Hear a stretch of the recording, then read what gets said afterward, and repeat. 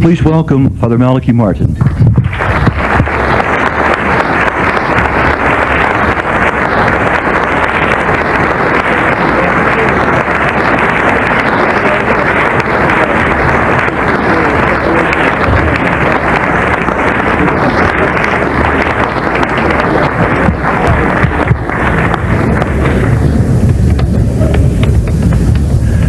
Personally, I've always thought that when it comes to talking and discussing human affairs such as marriage, divorce, contraception, abortion, sure, we priests should put in our 2 cents worth as pastors, but the 98 cents in the dollar of understanding should be contributed by women. After all, they know more about it than any man will ever know. That evokes a response, Father Marx. Now, while I think that, I do think, I say that I make that remark about women versus men because of my early experiences. I was back in my native village in Ireland, Ballylongford, 2 years ago, and there was a death there, and there was a requiem mass celebrated by the parish priest, the Archdeacon Michael Culhane. He always pronounced it Culhane to give it a distinctive Italian touch, and he spoke with an Oxford accent because he'd taken his letters out in Oxford. But anyway, the death was of a very notable local called Thaddeus Maloney, otherwise known as Tady Maloney, the pig bar, and he had been married for 57 years. This is a very illustrative story, and does illustrate the point of my whole talk. He had been 57 years married to Katie, and it was a long history of beatings and drunkenness, and she gave him 17 boys, children, and she earned her own living. She cooked for my daddy, who was the doctor and the local gynecologist. Anyway, he was found dead in a ditch. He had drowned himself coming home from a batter over the weekend, and the Archdeacon was celebrating a requiem mass the day I arrived, so I went to the mass and sat beside Katie, and the Archdeacon rolled on about the undisputed glories of connubial bliss and the private paradise of sponsal partners. And when we came out later, I turned to Katie and I said, Katie, now, what did you think of the Archdeacon's talk? Well, she said, oh, Father Malachi, you know, he's a great priest. No doubt about it. He's a great man. But I wish to God I knew as little about marriage as the Archdeacon does. Which about sums it up. Sometimes it does apply. Now, look here. Most people here know much more than I will ever know about the struggle against this great death wish with this demonic energy that has seized the nations, because, my friends, it has seized the nations as a community. And therefore anything I say is said because it's second-hand. I have not been active as a human lifer. I wish I had been, but my superiors and God has given me other work to do. I've done my best. And therefore I feel a little childish in talking to you about it, except to comment on the whole situation and your labors and the almost impossible task we're facing, as Dr. Ernst pointed out in his expose, what we're up against. I have found, and my training has always taught me, that when you are facing an enemy, you examine the terrain very carefully and you assess the forces against you. You reckon up what you can do and what you can't do, what you may do and what you may not do. And in the light of that, of exact intelligence of what you're facing, you draw up your plans, because otherwise you waste time and energy. Now, I do think that the basis of our view of this is, I'm sure you've all read that passage in the book of Deuteronomy where God says, look, this day there are 2 courses open to you, and I'm telling you which one to follow.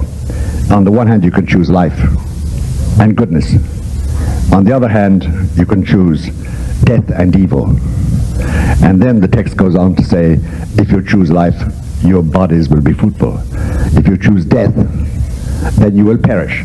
And he ends up in the Bible saying, and therefore if you do not choose to obey me, and therefore do not choose life, I denounce you as of this day. This is the word of God. You shall certainly perish, and your days on this earth will not be prolonged. And I will call heaven and earth to witness against you, that indeed I did give you a choice of life over death, but that you did indeed refuse to obey me, choosing death over life. Now those are terrifying words, with which God, speaking from the vantage point of his eternity, describes in blunt terms our blood-stained guilt as a community of nations. Because in fact, systemically, and you all probably know that or have suspected it or guessed it, systemically our society of nations has opted for anti-life, for death, as an explicit principle of its socio-political organization and of what we call now progress.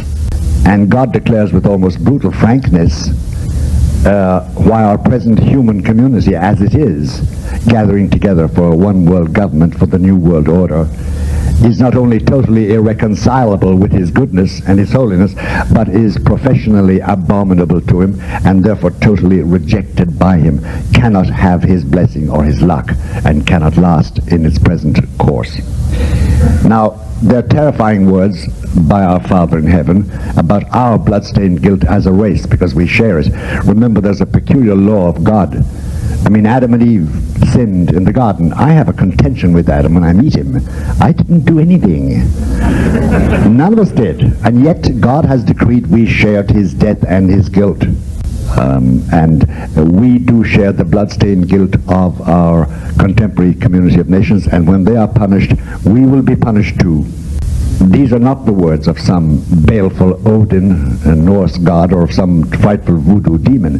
These are the words of the Father in heaven, who creates little babies nestling in the womb of their mother, and who paints the skies and the earth and the sea with hues no artist has ever reproduced, has ever invented.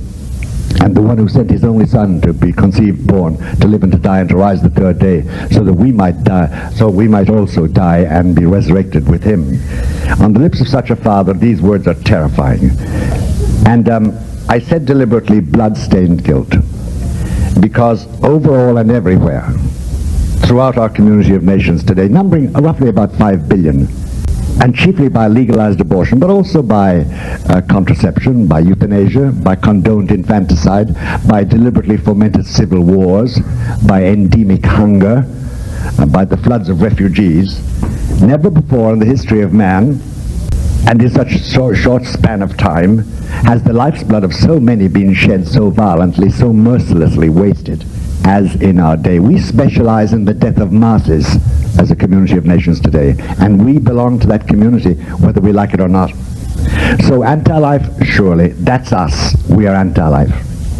And bloodstained guilt, surely. Every 24 hours we widen that dark red pool of human blood. We do. We do.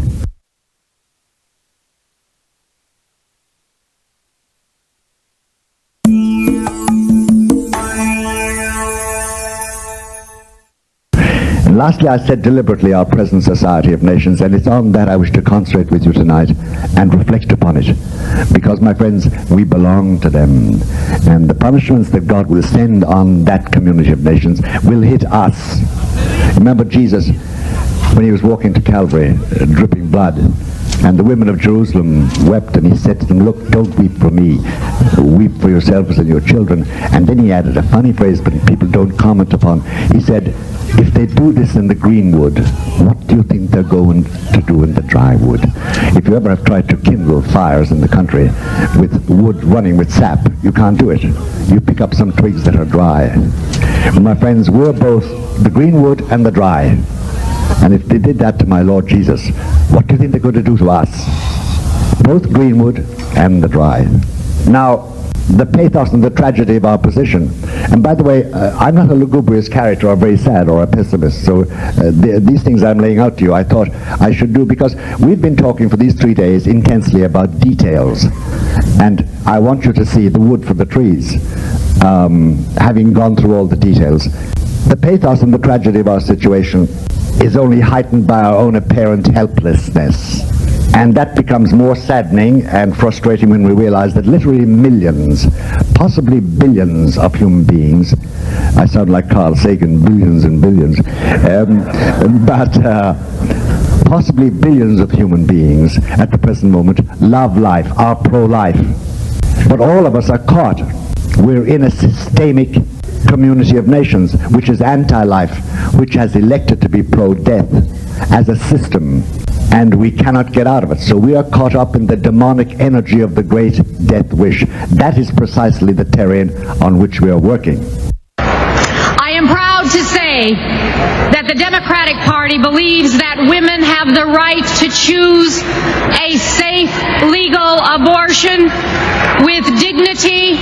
And this includes our beloved America, unfortunately, where in the short space of, 18 years, 25 million have been done to cruel death by men and women, self-righteously and blandly claiming to belong to the order of healers, but who ruthlessly and cheerfully and efficiently spend their time tearing little human limbs, cracking crania like walnuts on Thanksgiving night, scavenging the remains for commodification.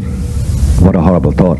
Commercial commodification of babies' bodies, and for export-import. And all this sophisticated skullduggery is sanctioned and condoned by two main blocks of people. First of all, our legislators, the representatives of the people, who most unconscionably and for the sake of their own advancement have literally abused and prostituted the power that God the Father gave them. You would have no power over me, Jesus said to Pilate, this amoral coward, unless it were given to you from above. And then Jesus immediately added the second block of people involved in condoning and sanctioning, and he said, you would have no power unless it were given to you from above. Therefore, those who delivered you into your power, have the greater sin. And these, we know them, my friends, we know them all. Uncomfortably, embarrassingly, bewilderingly, we know them all. It's a seemingly endless list of cultured, established, educated people.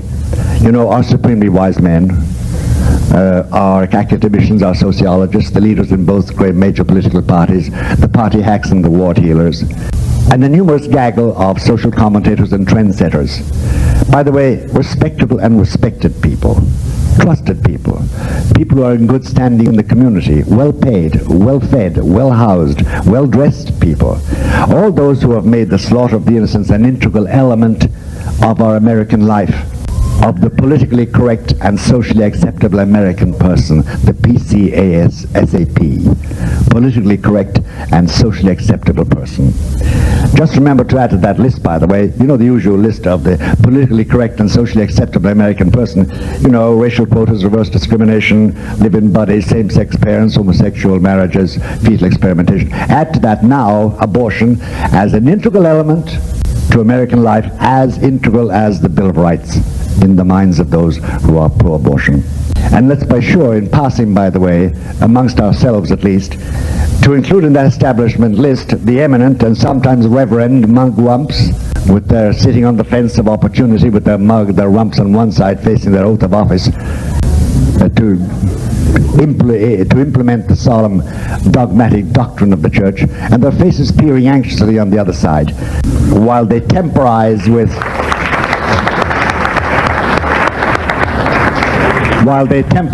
anodyne nothings and dialogue amicably and counsel patience wisely, because they will not keep their solemn oath for fear they might be called bigots and fanatics, for fear they might not be invited to the dinner salons of the great and take their place at the green top tables of power.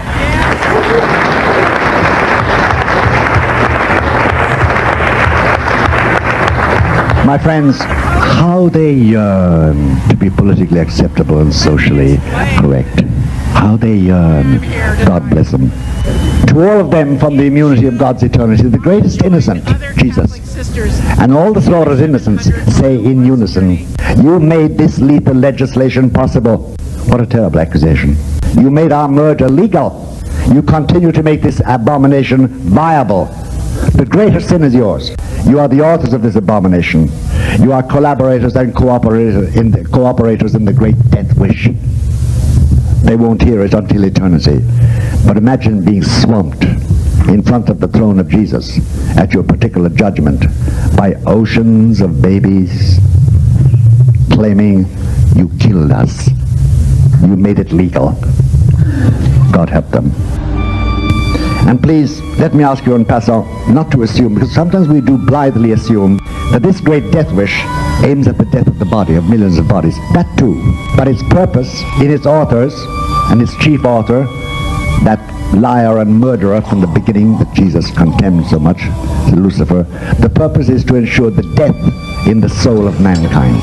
The specific aim and ultimate, the specific and ultimate aim of all death dealing, including abortion and euthanasia and contraception, the abortifacients, the specific aim is to eliminate the Holy Trinity from our midst in the family of man by making fatherhood and motherhood just alternative lifestyles, by trivializing that God-founded troika of husband, wife, and child into just one more socially adjustable arrangement, by reducing sonhood to penis possession and daughterhood to vaginal freedom, and married love to pleasurable mating habits, by in total effect thus eliminating the prototypes that God set up: the fatherhood of God in heaven, the sonhood of Jesus, the motherhood and the daughterhood of Mary, and the godliness of the Holy Family in Nazareth.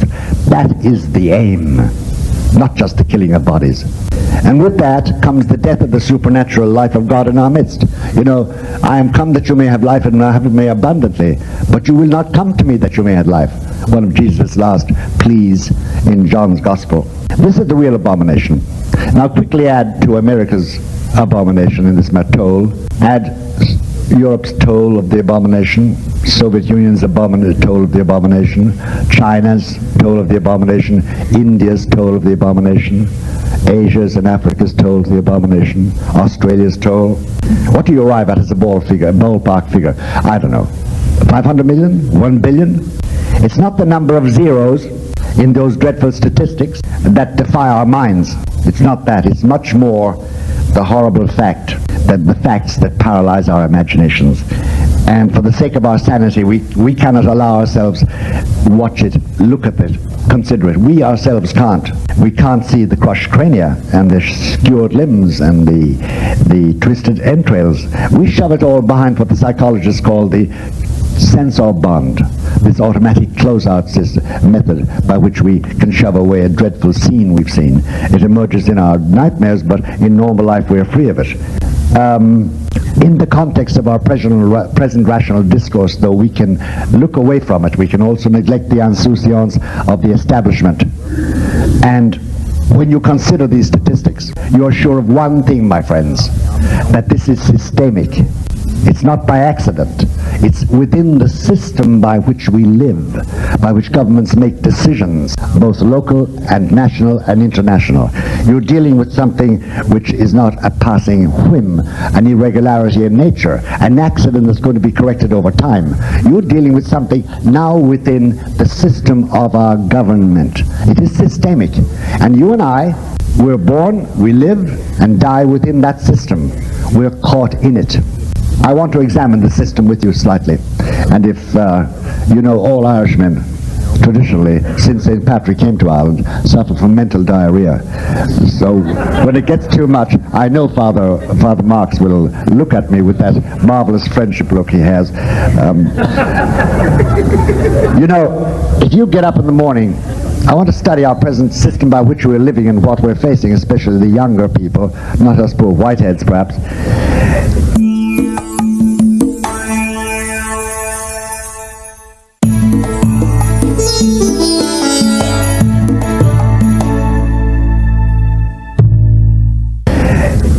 If you get up in the morning and head out the door to work, and you find the front gate is gone, and your mailbox is gone, and the lamppost you used to walk by is gone, you say, well, who's taken away my front gate? Where's the mailbox? And where's the lamppost gone anyway? In other words, we are used to small things. We are creatures of localized habits. And we see it immediately. The moment anything is changed, where are my cufflinks? You know, where's that lamppost? What did they do with the mailbox? But the other characteristic of our character is the other characteristic of our mode of living is that any vast change, any all-embracing change, not immediately affecting our localized habits, our home locale, our community, our job, our friends, our city, our state, our government even, any such sea change, we don't notice it until it becomes an accomplished fact. And then we say, oh, that's what it is. We don't notice it because it doesn't affect us and affect our localized habits. And with very few exceptions, we are creatures of localized habits. Now, the most jolting element about a sea change is that you're helpless when it comes. It's a fait accompli. It's done, and you have to live with it. Towards the final stamping of that new change, bit by bit, piece by piece, element by element, you begin to have a queasy feeling that there's something happening you don't know. You know there's something big affecting everybody, affecting us all. It's a vast, encompassing change. And then everybody says, well, this is the way it is now. This is going to be the way it's going to be. And then you're faced with that fait accompli. Sometimes it's not too jolting because you like what's happening. Sometimes you do like it. The most egregious example of sea change is the one that has affected my Roman Catholic Church. Now a community of 900 million souls nominally. In 25 years, it has been shattered. It was a pyramidal structure with the papal power at the apex, and everything ranged hierarchically between that, down to the smallest little parish, the smallest little person, with a flow of obedience, authority, and moral enlightenment and dogmatic statement coming from the top down, and with obedience and zeal coming from the base up. That has gone. We are now shattered in pieces. The unity is gone. But did you notice it when it was happening in 25 years? No. No, it just happened, and here we are. And it is a sea change. It's the most astounding sea change we have. And we still don't fully understand it. All we know is that which gave us a Catholic community nationwide is gone. We now live in a completely different system. But about that perhaps later. It is a sea change. Now, if you understand, if you can appraise the sea change that has affected this marvelous structure, I'm talking about the structure of the Roman Catholic Church, not the mystical body, not the spiritual entity of it. If you can appraise the sea change of that's taken place in our lifetime, we didn't notice it until it became a fact. And now every day we have examples of it, distressing examples, disunity. If you appraise that properly, then you can appraise the sea change that's taking place in our world. This sea change is societal. We unfortunately are the victims as well as the beneficiaries, but in this case the victims of our media. And the media are there to entertain, not to inform, in spite of all protests on the part of the media. Because the entertainment is the idea. And even the media people themselves will say, well, we're preparing a story for you tonight on the 11 o'clock news. It's a story. And we really haven't got what we really call a free press. It's always reflecting some point of view. Objectivity would be like a telegram or a computer readout. We don't get that in our newspapers or in our television. Now, the big change we have undergone without knowing it, and it is a fait accompli, my friends, is that, well, let's start with the machine or the mechanism or the Deus Ex Machina, which brought the change to our consciousness. He was and is he's now 60-year-old ethnic Russian with a stain on his forehead which the more religious among us took as the mark of Cain the moment we saw it, and dermatologists hastened to explain was the typical port wine stain of a vascular birthmark. Mikhail Sergeyevich Gorbachev, who suddenly appeared. He had no political solutions. He had no financial solutions. He wanted to be financed. He didn't break up his armies, but he suddenly appeared in the West and touched us, and we will never be the same again. There was a magic there, a vast magic. And the magic touched everybody. Even Maggie Thatcher met this man and said, I sat down with this extraordinary man, and I assure you that every molecule of my body was affected by him. Maggie Thatcher. Right down, then you would for conventional. Gee, that's power. With the Iron Lady. And then we had Gorby throughout the world, pressing the flesh in Washington and Bunn, walking with the creased trousers and Raisa, the Queen of Chic, in San Francisco's golden sunlight, having tea with the Queen in Windsor at 4 o'clock, chatting with the Pope. And everybody saying, oh gee, this is great. The bear is not a grizzly bear at all. It's a little teddy bear with dirty diapers, and it's hungry. It needs us. It needs us. It needs us. And but it went for more than that, my friends. It went for more than that, and this is where the fait accompli, the sea change, suddenly has dawned slowly on people. It is a matter of public record, and in the words of President George Herbert Walker Bush, Mikhail Sergeyevich Gorbachev, François Mitterrand, he's so French, François, of France, Chancellor Kohl of Germany, Mikhail Gorbachev of Russia, Taifu of Japan, that their aim is to create a new structure for the world. And Mr. Baker, James the Faithful, has outlined this in words, which we read look it up in the papers. It's three concentric circles. The first circle is the Western European community, which is on its way now that Maggie has departed. The second concentric circle is formed, and this is the big sea change, by the union of the Western Economic Community and the new Federation of Soviet States. And the third circle, concentric with the other two, is to run from Vladivostok on the China Sea, across the Russian heartland, across Eastern Europe, across Western Europe, across the Atlantic, and reaching as far as the beaches of California. That is the new economic union which will be set up. The world in the 21st century faces so many problems which are complicated and non-prescriptive. From the euro to environment to the use of energy, how to stop wars and famines. We're competing over resources. We're competing over who writes the rules for the global economy. But at the same time, we have a world of hyper-interdependence. The future of one country is completely linked to the future of the next. The problem is that we have an architecture of power which corresponds to the economic architecture of the 1970s. Science, technology, the market, and economics are globalized. Politics are not.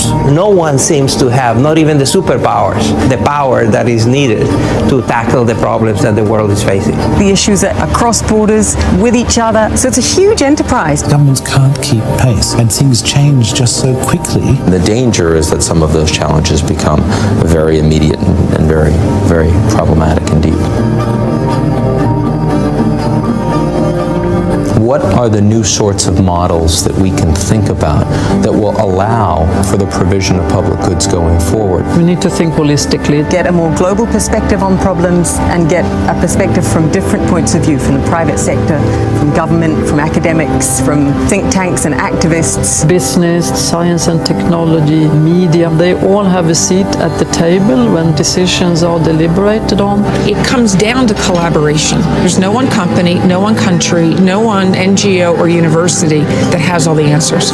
Be inclusive of many perspectives. That have both the depth to deal with the technical issues and the breadth to deal with all the linkages across the world. And if we don't try to tackle them in this multi-stakeholder approach, it's going to be very difficult to solve them. Constructive collaboration across knowledge boundaries and subject areas is what makes this network unique.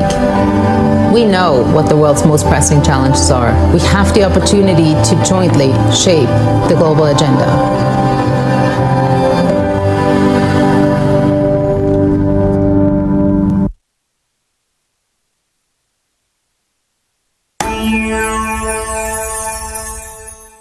Organs already set up, the International Monetary Fund, the World Bank, the GATT, which is not the name of a cat, by the way, it's the General Agreement on Trades and Tariffs, which will create an omni-nation closed system of export-import, which we must join or die. All nations must trade today or die, will be established by the end of April or the end of September, but it's coming. And this has, the crowning part of this was that Mr. Bush, whom I respect an awful lot, of course, and Mikhail Sergeyevich, to whom I give the respect due to him, whatever that is, and the others, and François Mitterrand and Kohl, they have now declared the USA a European power. And there is a thing called the Council of Security and Cooperation in Europe, the CSC, which you may not know about, but it is assuming the governing functions of this new concentric, tricircle concentric structure. And the chosen president of that CSCE is going to be Mikhail Sergeyevich Gorbachev. This is a matter of public record.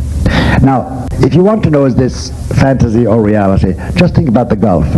You know, we know 6,000 years of history very well. We know it in detail. We know what they ate 6,000 years ago. We know what the women put on as cosmetics. We know an awful lot. Never in that 6,000 years did the whole community of nations make one moral consensus. Never once. Until 1991. Saddam Hussein Tigriti, a butcher and a pig and a killer, marched into Kuwait thinking he had our say-so. He was wrong. And between that and January 15, January 16, midnight, all the nations except 3, and they don't matter a hoot, but including Red China and the USSR, agreed that we should stop him and we should fit an army out, a coalition force as they called it. This was a moral consensus. I'm not saying it's morally good or morally bad, but it was a moral consensus. It was the first time in history the community acted with a community of power. And indeed, we did get in, and we did root him out of Kuwait. What's going to happen in the West, for the rest of it, is something else. That was the first moral consensus. There are going to be other moral consensuses by the community, the international community. It is here, and it is being installed. The sea change is taking place. You can follow it very closely if you read between the lines, or read those that write about it who are insiders in it, but it is a fact. Now, the difficulty arises for us in our mission about human life. It's already hitting you in the face. This is being run on the demonic energy of the great death wish. And it's worse than that. It's more ominous than that. You know, in the history of man, the story of man, there are 2 major hinge moments, and you must reflect on them. The first hinge moment was in what is called the Garden of Eden, when this man and this woman, whom I have to meet someday and talk with about what they did to me, made a decision which affected the whole human race. And when the Bible presents them groveling in their guilt, there are 2 other people present besides Adam. You must blame Adam, you know, even though he said the woman gave you to eat. But with typical man grumbling, placing the blame on the little woman. But besides Adam, the author of my misery, there was Lucifer, represented as a serpent, but he was there. Ye shall be as gods. And there was a 3rd person whom God referred to as the woman. And you will lie in wait for her heel. She was there. The second hinge moment was on an ugly knob of hill outside ancient Jerusalem at about 3 o'clock in the afternoon, one Friday, 1957 years ago, as we calculate time, on which a man hung dying, trying to breathe, and ultimately at one given moment his lungs were so full of liquid he could give out one loud breath and he could never draw it back, and he was dead. In a few minutes he was a cadaver. He was dead. It was Jesus. And present at his death there was Lucifer. Christ himself, a week before his death, said, "You are the children of Lucifer and you want to kill me." With that clarity Jesus had. And there was Mary standing by the cross, and the decision Jesus made then affected the whole human race. A second hinge moment. Now, don't you see this as clearly as the nose on my face, or the nose on anybody's face for that matter? Don't you see that we are at a hinge moment? Why? Because once the nations have agreed that they will use the pro-death, anti-life method of governing, because they have to in their reckoning, that they are making a decision which affects the whole race of man. And without talking out of court, I wish we could publish the documents we already possess on the codified plans for dealing with African populations, dealing with Eastern European populations, dealing with China's population. These are not haphazard things. They are planned very carefully, backed by billions. But don't you see that this attitude is again man deciding about the fate of the human race? And if it's a hinge moment, truly a hinge moment, you're going to have that gentleman we always refer to in Ireland as Old Nick, or the old bastard. Quite respectfully, by the way, we have a great respect for the old bastard in Ireland. And there's Mary.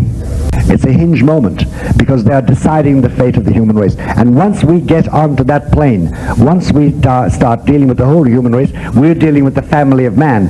And as the family of man, we're the children of God. And God is directly implicated. It's no longer the French killing the German, or the Irish killing the British, or vice versa, or some colonial empire oppressing blacks, or yellows, or reds, or pinks, or blues. No, this is a case where men have made a decision that affects the very family of man, and God is implicated immediately. And so is Jesus, and so is Lucifer, and so is Mary. That's where you are, and that's what you're up against. And you're not fighting merely Planned Parenthood. No, you're fighting that liar and that murderer from the beginning whom Jesus condemned so much. Because Lucifer aimed at taking away from my Lord Jesus the souls he died to save. Now, if that is so,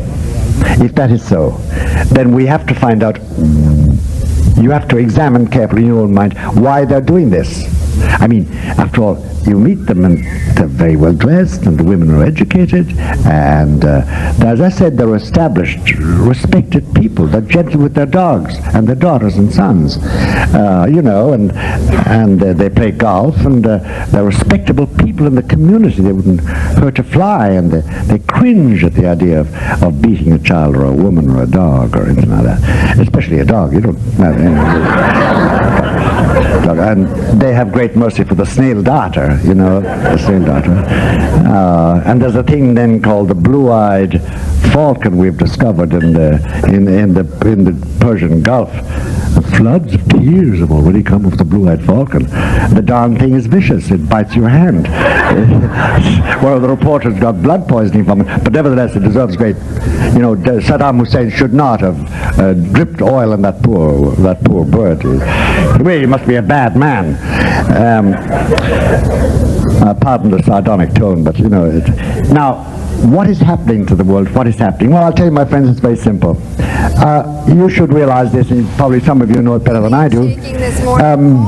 Every day there's a movement of capital, a flow of capital and capital investment and capital goods throughout the world. It's trade. Without trade, we'll die or we kill each other.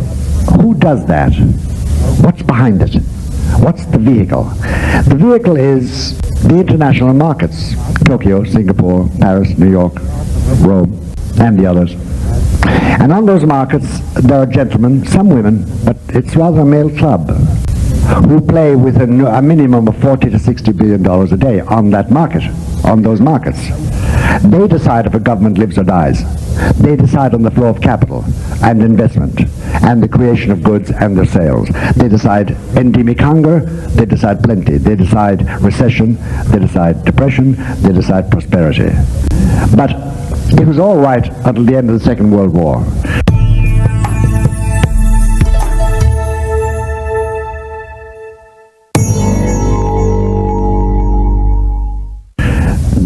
Then the money men who wield financial hegemony, because this is the real hegemony, found out that they had to move from individual capitalism to the managerial system. So they did. But that didn't quite work. So they moved to then the multinational capitalism, and that rapidly transformed itself to transnational capitalism. It still didn't work. Why didn't it work? Well, money. Money is a funny thing. Including funny money. And money, they found, wasn't making it. You see, the thing about money, it's extraordinary. Its fruitfulness is funny. There's no such thing as static money, by the way. It either multiplies and increases, or it decreases and disappears. Even with our little few shillings or dollars, you know that well. It must progress. It must have fruitfulness. They found it wasn't having that fruitfulness no matter what they did. And they found that before, when we went to war, because we want to make the other guy die first before he did it to us, we still ended up with the same difficulties. And because now we have international trade of a very intense kind, and every nation must trade, and there is a new developmental stage in human society, something else had to be done. The situation had to change. The answer is the human community, the creation of a one world government. Because it's very simple. We create the new omni-nation multi-trading party system. It must be supervised. Supervision means rules, governmental rules. It means that, therefore, there's a government over it all, which has already been blueprinted and drawn up, and we know the members of it. It won't be American, it won't be European, it will be transnational. And they hope to create a system of government. But in that, for that mentality, for this new community, there are two big blocks, and they both are being dealt with. The difficulty with the new system is this: they will have to deal with people's education. And this was achieved by George Shultz with the 1985 all-purpose agreement between the USA and the USSR. You should read it. It's a agreement which implies that a certain year all high schoolers in Russia and here in China will be learning the same curricula in different languages. And a complete cultural exchange, because we seek homogeneity. But there are two great blocks to homogeneity in this community of nations. One is the Roman Catholic Church, at least it was. It has been liquidated as regards any effective blockage of this, unfortunately. It has been infiltrated and the life sapped out of it.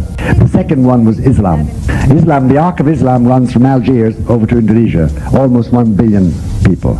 Among them is rampant fundamental Muslimism. That has to be changed, because they will not fit in, they're uncompromising. How best to do that than to have an arrangement whereby over 750,000 infidels, that's you and me by the way, are in their land, and as they say, onward Christian soldiers, which did happen with the Gulf War, and we are now irredeemably and inexorably within the Middle East. And I suppose, I'm only speculating here, our chief ally there will cease to be Israel and will be Saudi Arabia, not necessarily with the House of Saud, and not necessarily with the House of El Sabah, who were short-lived, but with those countries, because Islam must be effective. Without Islam we cannot build this community, and therefore it must be permeated and changed.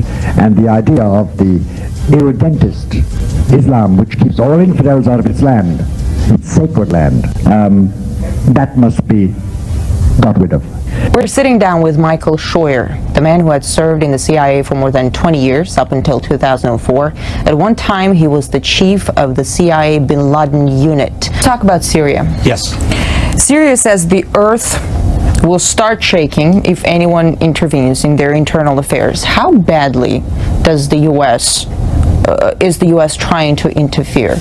Oh, I think we're interfering unconscionably. Until they removed the U.S. ambassador, he was running around the country trying to encourage groups to overthrow the Syrian government. That is not the role of any diplomat, United States or Russian or Chinese or British. We have really very cold-bloodedly urged Syrians to get out on the street, knowing that they're going to get shot down by their government. Again, Syria is a country where there is no U.S. interest. So let me talk instead about how this can end. Beyond addressing humanitarian needs, the United States is acting. The United States is helping Syrians who seek a government that will respect the dignity and the rights of all Syrians, and that will foster, not threaten, stability in the Middle East. Since December of 2012, the United States, along with our international partners, have recognized the Syrian opposition coalition as the legitimate representative of the Syrian people. The coalition has a diverse group of representatives inside Syria as well as outside. And the coalition is committed to a democratic and inclusive government. Well, the American political establishment is caught between two things. They're extremely pro-Israel, and they're almost Marxist in their belief that democracy and the spread of democracy is inevitable in all places, in all peoples, at all times. Media reports suggest that the CIA and other U.S. agencies have been secretly supporting Syrian rebels under the approval of President Obama. The secret order has allegedly been signed earlier this year with the purpose of ousting President Assad. Let's now cross live to Brian Becker, the director of the Answer Anti-War Coalition, for more on this media leak. Mr. Becker, thank you for being with us. First, let's get right to it. The order authorizes secret support for the Syrian rebels. What kind of support are we talking about here? Well, the United States military and intelligence services are, as we know now from the U.S. government admission, been coordinating through Turkey, through a U.S. military air base. These are all, Turkey is a NATO country.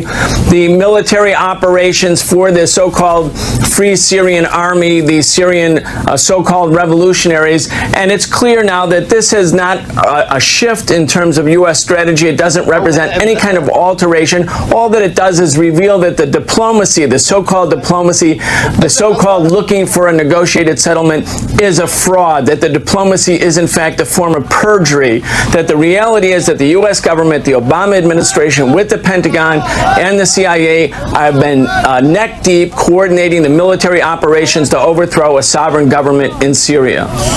But, heavy weapons, surface-to-air missiles, and the combined pressures of sanctions and the attempt to whittle down or intimidate Syria's international allies is designed over a long period of time through attrition, really, to carry out a break within the regime. Again, not for democracy, but to carry out in Syria what they did in Libya and Iraq, put into government a U.S. friend, a U.S. ally, a U.S. proxy. All right. Appreciate your thoughts there. Brian Becker, Director of the Answer Anti-War Coalition. Thanks for being with us. Now, I said that we are linked inexorably with the USSR in this. Not so much with China for the present moment. It's in a developmental stage, but it's coming around. It's coming around, according to the calculations of the wise men. The wise men of the West and the Leninists are working on this. This is their aim. It's the only way their money can be. It's the only way they can avoid a war. Even though Mr. Gorbachev has his SS-25s and SS-26s still directed at the United States and at Europe. But that's merely a matter of habit with the Russians. The difficulty is that there's a third contender. There's a third member. The USA and the USSR are the contenders for hegemony, peaceful hegemony. As Mr. Gorbachev said in Helsinki, we are now peaceful competitors in the rush for global power in our community of nations. Mr. Gorbachev, Gorby. There is a third contender, and he's a lonely contender. He has no bombs, no armies, no planes. He has a certain portfolio. It's worth about $150 billion, I suppose. It's the Pope. Pope John Paul II. He's a Pole. He's 72 years old. He sits at the tiller of the bark of Peter, scanning the skies and watching the seas, and knowing that he can do nothing about it at all. He's a Pope at bay in his own house. He hasn't got the support of his Catholics. What does he rely upon?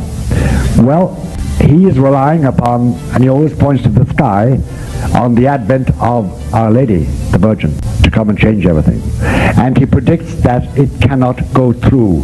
The plans for the new world community will collapse.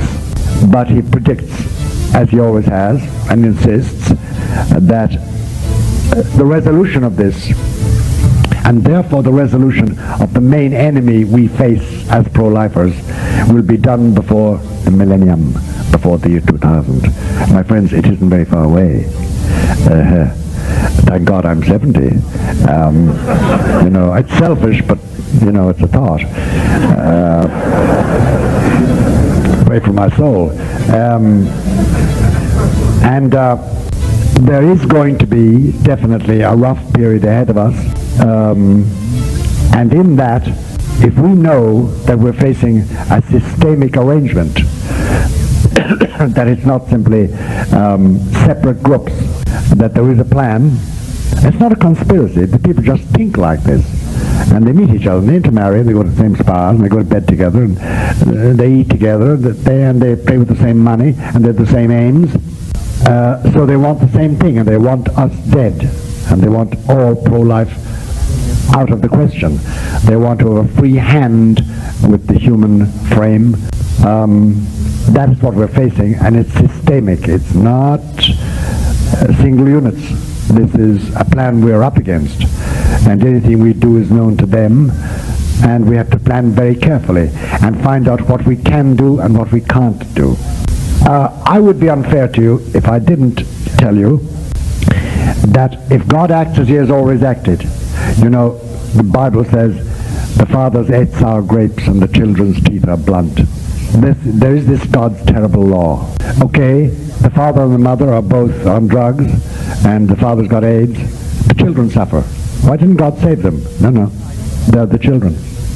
Saddam Hussein is a butcher. He decided to take Kuwait. We went in and mopped up the place and flung him out. Who suffered chiefly? The Iraqis. God's law again. Why didn't he save the Iraqis from this one thug, this killer? He didn't. He has this funny law. And that's why we're involved. We will bear part of the punishment, even though we are innocent. And that's what Jesus said. Weep for yourselves and for your children. The present Pope, when he talks about this, will say that we can mitigate the sufferings ahead of us. We can't avert them, which is a frightening summation of the situation. Nor would I be fair to you if I didn't say to you one more thing apropos of this situation, and then I think mental diarrhea may be taking over. So I'll go back. I'll vacate this podium. God has a reaction we can't have. He loves us.